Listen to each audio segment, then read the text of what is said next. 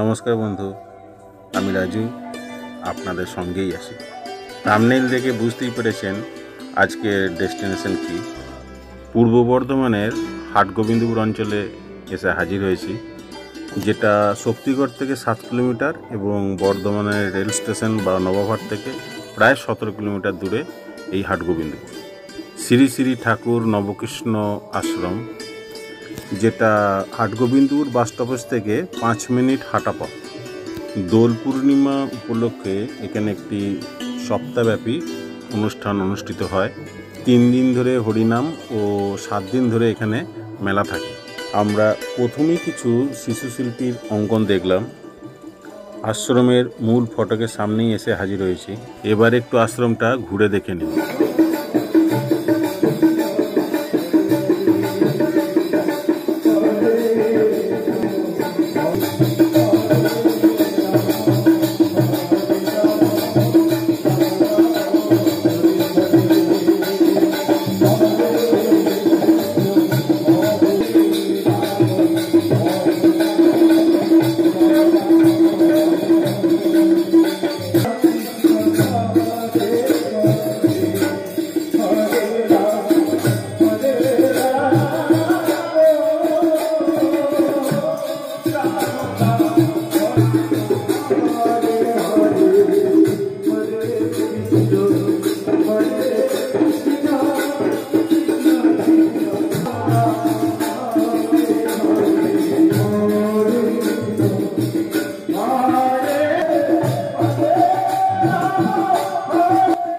ভিডিওটা শেষ পর্যন্ত একটু ধৈর্য ধরে দেখুন, আশা করি ভালো লাগবে।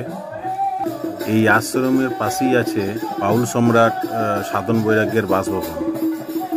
সেখানেও আমরা যাব। অসম্ভব সুন্দর আশ্রমিক গ্রাম্য পরিবেশ, যা আপনার মনকে ছুঁয়ে যাবে।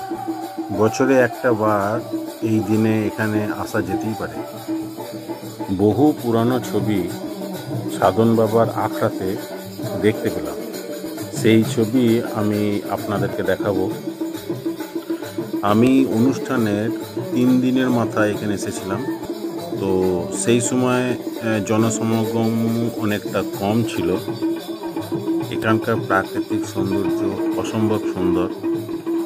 অসংখ্য গাছগাছালিতে ভর্তি, ফুলের বাগান, বড় বড় বৃক্ষ।